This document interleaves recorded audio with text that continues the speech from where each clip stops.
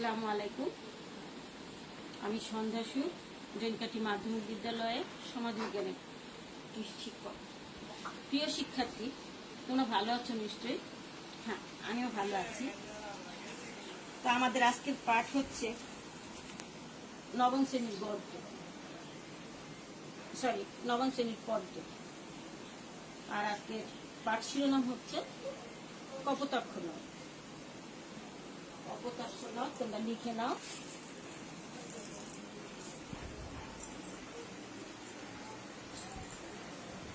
Michael Madhusudan Dutta.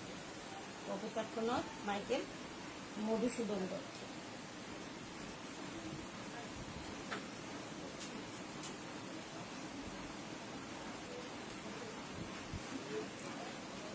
তো আমরা পাঠ শুরু করার আগে কবি সম্পর্কে একটু জেনে নিই।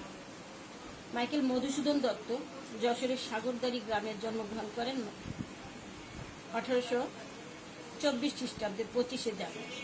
তার পিতার নাম ছিল রাজনারায়ণ দত্ত, মাতা হচ্ছেন জাহ্নবী দেবী।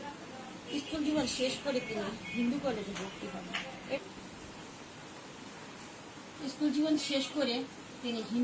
ভর্তি হন। এবং সেখান থেকে তার ইংরেজি সাহিত্যের প্রতি অনুরাগ জন্মে এবং তখন থেকেই তিনি ইংরেজি সাহিত্য চর্চা শুরু করেন। তার ধারণা হয়েছিল যে ইংরেজি সাহিত্য ছাড়া বড় কবি বা খ্যাতি লাভ করা যায় না।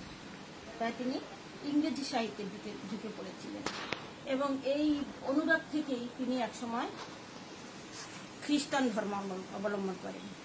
আর এই খ্রিস্টান ধর্ম অবলম্বন করার পর তার নামের পূর্বে বা নামের আগে মাইকেল কথাটি যুক্ত হয়। যাই হোক, মাইকেল শব্দটি যুক্ত হয় ওই সময় থেকে। বাংলা ছাড়াও তিনি নানা বিষয়ে পারদর্শী ছিলেন, যেমন ফার্সি, ইংরেজি, তেলেগু ইত্যাদি। তাকে অমর করে রেখেছে সাহিত্যের অঙ্গনে তার মেঘনাদ কাব্য। মেঘনাদ একটি উল্লেখযোগ্য কাব্য, যেটা নাকি তাকে সাহিত্য অঙ্গনে অমর করে রেখেছে। তার উল্লেখযোগ্য কিছু কাব্য আছে: বীরঙ্গনা, ব্রজাঙ্গনা, তিলোত্তমা সম্ভব ইত্যাদি। তিনি বাংলায় প্রথম সনেটের প্রবর্তন করেন। সনেট মানে হচ্ছে চতুর্দশপদী কবিতা। এই চতুর্দশপদী কবিতার বৈশিষ্ট্য হচ্ছে এটা 14 লাইনের হবে, কবিতাটা 14 লাইনের হবে এবং এটা দুইটা ভাগ থাকবে। একটা হচ্ছে অষ্টক আর একটা ষষ্ঠক। প্রথমে 8 লাইন নিয়ে অষ্টক এবং পরবর্তী 6 লাইন নিয়ে ষষ্ঠক। এই দুইটা সনেট হতে গেলে এইরকম একটা বৈশিষ্ট্য থাকা লাগবে, 14টা লাইন থাকা লাগবে এবং প্রথম লাইনের সাথে তৃতীয় লাইনের, দ্বিতীয় লাইনের সাথে চতুর্থ লাইনের এই অষ্টকের মিল থাকবে। আর ওই ষষ্ঠকের মিল থাকবে প্রথম দ্বিতীয়, তৃতীয়, চতুর্থ, পঞ্চম, ষষ্ঠ, এভাবে। তো বাংলা সাহিত্যে নতুন যে ধারা প্রবর্তন করেছিলেন তিনি, তার নাম হচ্ছে অমৃতাক্ষর ছন্দ। অবশেষে 1873 সালের 29শে জুন মাত্র 49 বছর বয়সে তিনি পরলোক গমন করেন। তার মৃত্যু সালটা হচ্ছে 1873 সালের 29শে জুন। এই হচ্ছে মাইকেল মধুসূদন দত্তের সামান্য পরিচিতি। শিক্ষার্থী বন্ধুরা, এবার আমরা আমাদের মূল পাঠে চলে যাচ্ছি। আমাদের পাঠ শিরোনাম কপোতাক্ষ নদ। আগেই বলেছি, কপোতাক্ষ নদ মূলত একটা নদী যা সাগরদাড়ি গ্রামের তীরে অবস্থিত এবং যে নদীর সাথে কবির আত্মিক সম্পর্ক, নিবিড় একটা সম্পর্ক জড়িয়ে আছে। কপোতাক্ষ নদ কবিতাটি কবির চতুর্দশপদী কবিতাবলী থেকে চয়ন করা হয়েছে। কবিতাটিতে কবির স্মৃতি রোমন্থন যেমন প্রকাশ পেয়েছে, ঠিক তেমনি প্রকাশ পেয়েছে দেশপ্রেম। যৌবনী কবি ইংরেজি সাহিত্যের প্রতি আকৃষ্ট হয়ে যে ভুলটা করেছিলেন, যেমন তিনি মনে করতেন যে বড় কবি হতে হলে ইংরেজিতে সাহিত্য চর্চা করতে হবে, তাই তিনি খ্রিস্টান ধর্ম অবলম্বন করেছে। সেই ভুলটা তার এক সময় ভাঙল। যখন তার এই ভুল ভাঙল, তখন তিনি ফ্রান্সে বসে এই কপোতাক্ষ নদ কবিতাটি রচনা করেন। এই নদীর সাথে, কপোতাক্ষ নদীর সাথে কবির শৈশবের কৈশোরের অনেক স্মৃতি জড়িয়ে আছে। কবি প্রবাস জীবনে থাকা অনেক নদীর সংস্পর্শে এসেছেন সত্য, কিন্তু কপোতাক্ষ নদীর পানির তাকে যে তৃপ্তি জুগিয়েছে সেটা তিনি আর কোনো নদীতে খুঁজে পাননি, এবং সেই নদীর মতো সৌন্দর্য তিনি আর কোনো নদীতে দেখতে পাননি। ঠিক তেমনি এই নদী তাকে স্নেহের বাঁধনে বেঁধে রেখেছে, যা কবি কখনোই ভুলতে পারেন না।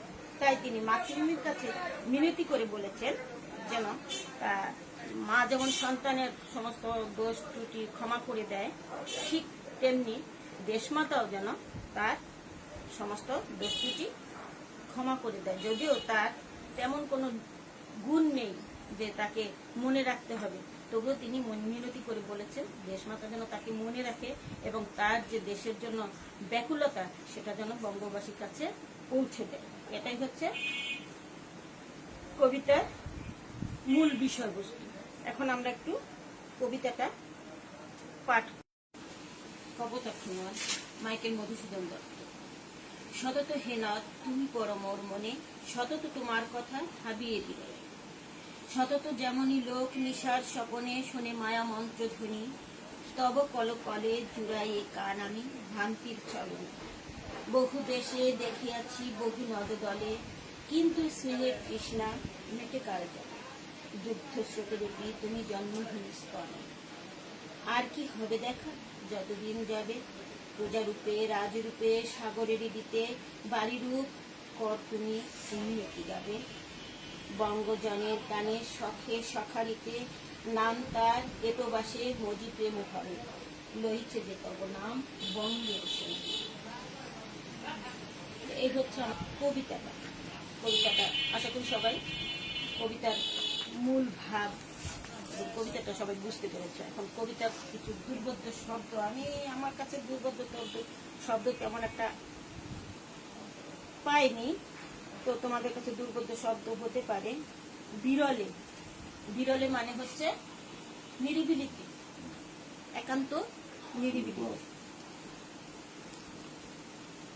ভ্রান্তি মানে হচ্ছে ভুল, ভুল ভ্রান্তি আমরা বলে থাকি না, ভুল ভ্রান্তি হয়ে গেছে, ভুল। চতুর্দশপদী কবিতা, চতুর্দশপদী কবিতা যে কি সেটা আগেই বলেছি। চতুর্দশপদী কবিতা হচ্ছে সনেট, ইংরেজিতে যাকে বলে সনেট।